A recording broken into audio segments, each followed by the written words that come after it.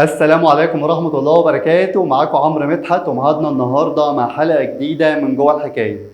على مر الزمن نظرتنا ومفهومنا بيتغيروا لكل حاجة حوالينا. زمان كنا بنقول عايزين حاجة قيمة، حاجة تعيش العمر، خامة وجودة وتقفيل وشكل.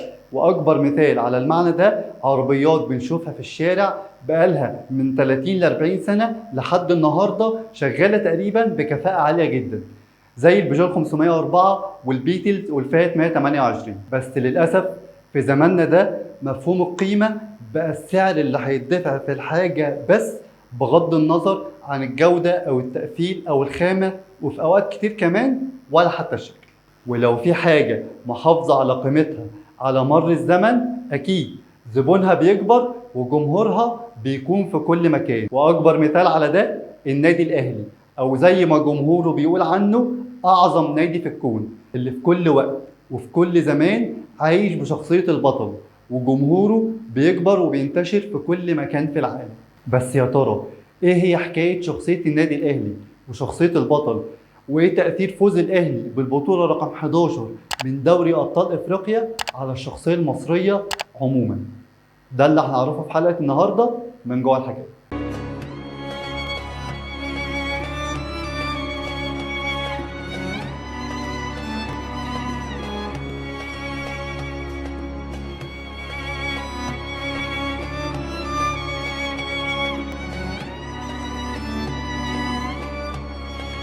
بداية الحكاية كانت سنة 1905. في الوقت ده مصر كانت تحت الاحتلال البريطاني، واللي كان بيقود المقاومة الشباب ومعاهم الرموز الوطنية، وكانت المظاهرات بتطلع ضد الإنجليز من المدارس. هنا اتولدت فكرة جديدة، إن لازم يكون في الكيان ده مسؤول عن إنه يوصل الوعي للطلبة وباقي الشعب المصري.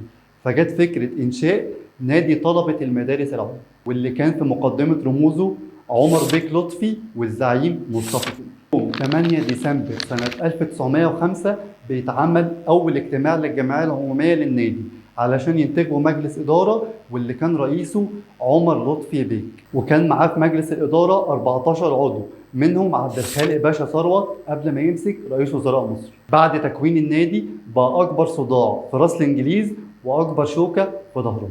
نرجع بقى للمحامي عمر لطفي بيك، اللي كان شايف ان دور الشباب المفروض ما يكونش في السياسة بس، وان كان لازم يكون لهم دور رياضي علشان يقدر ينظم طاقتهم في المقاومة. وعرض عمر لطفي فكرة النادي على الرموز الوطنية، وفي مقدمتهم مصطفى كامل، واللي كانوا متحمسين جدا للفكرة. بس قابلهم شوية مشاكل. أول مشكلة قابلتهم التمويل، كانوا محتاجين مبلغ 5000 جنيه علشان يأسسوا النادي. الرقم ده كان كبير جدا وصعب جدا توفيره وقتها. قرروا ان هم يعملوا شركة مساهمة، والشركة دي يعملوا لها اسهم 1000 سهم، وقيمة السهم 5 جنيه، ويبقى كده يقدروا يجمعوا ال 5000 جنيه. قعدوا لمدة سنة تقريبا يبيعوا الاسهم، وبعد السنة اتجمع 3165 جنيه، لسه ما كملش ال 5000 جنيه. وهنا ظهر دور رموز تانية زي ابو الاقتصاد المصري طلعت حرب باشا، وكمان عمر سلطان بيك وإدريس راغب بيك، اللي قرروا ياخدوا قروض من البنوك بضماناتهم الشخصية بالمبلغ اللي باقي علشان ينقذوا حلم إنشاء نادي وطني. تاني مشكلة الموافقات. هل الإنجليز اللي نادي طلبة المدارس العليا عامل لهم صداع في دماغهم هيوافقوا إن هم ينشئوا نادي رياضي للشباب المصري، وكمان في مقدمتهم رموز الحركة الوطنية زي عمر لطفي ومصطفى كامل؟ دي كانت مشكلة كبيرة جدا، بس عمر لطفي قدر يحلها. فكرة عمر لطفي ان واحد من الانجليز هو يكون رئيس النادي، وبالتالي هيكون سهل ان هم يدوله التراخيص والموافقات والتصاريح للبنى وكل حاجة. بينجح عمر لطفي انه يقدر يقنع ميتشل انس وكيل وزارة المالية ان هو يكون اول رئيس للنادي الاهلي. وفي اجتماع اللجنة العليا للنادي يوم 24 ابريل سنة 1907 بيعلن عمر لطفي انه بيتنازل عن شرف رئاسة النادي الاهلي لميتشل انس، علشان بكده يبدأ إجراءات تأسيس وتخصيص الأرض للنادي الأهلي، وتجري الأمور كما خطط لها.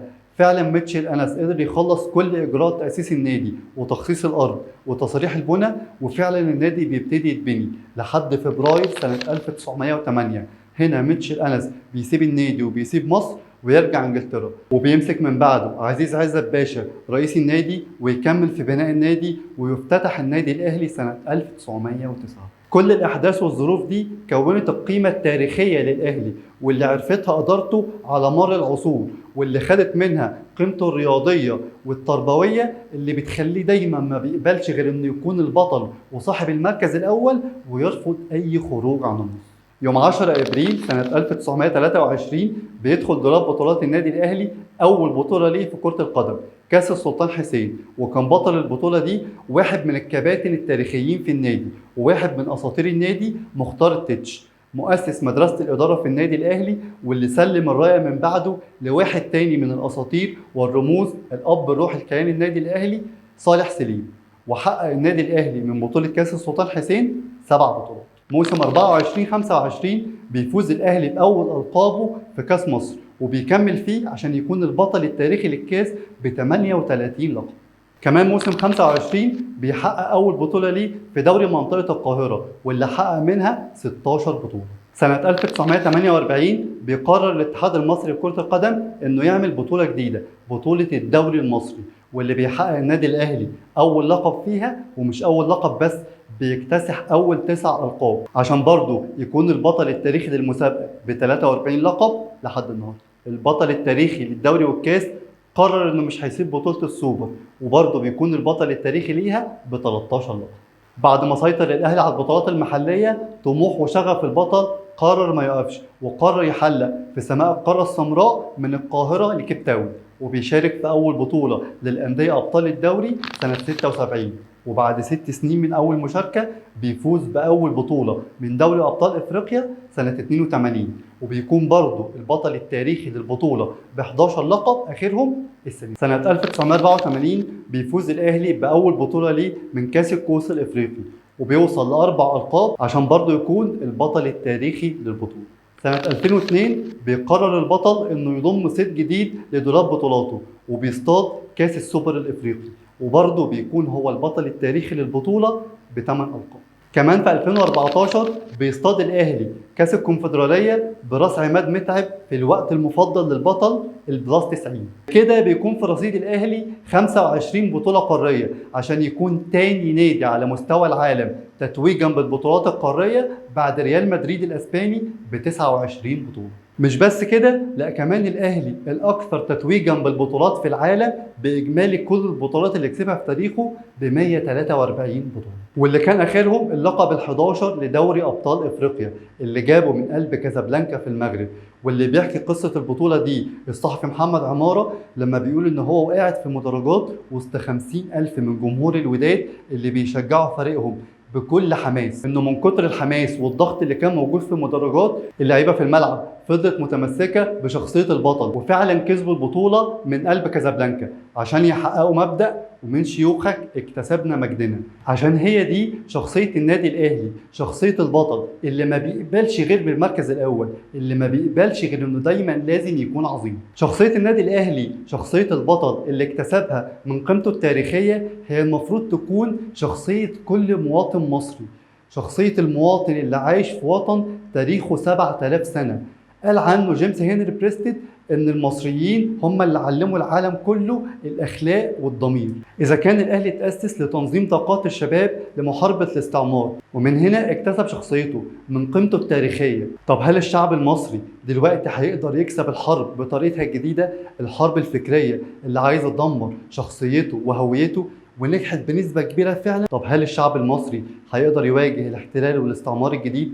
الاستعمار الجديد بشكل جديد تماما، هو استعمار واحتلال فكري، هو استعمار واحتلال تغيير ثقافة وشخصية، هو بيدمر لنا هويتنا وشخصيتنا تماما. هم حرفيا بيبدلوا لنا المفاهيم، مفهوم الجدعنة اتبدل بمفهوم الروشنة والشبحنة، بقى معظم الشباب ماشيين في الشارع بستايل عبد موتة والألماني والأسطورة. الروشنة انك تلبس اوفر سايز وبنطلون مقطع او متسقط على حسب، وقميص مفتوح للسره وباين منه السلسله، والجامع التنين بقى هو اللي كل شويه يسال دي يعني ايه بالعربي عشان هو مش عارف يتكلم عربي، وكتابته كلها فرانكو.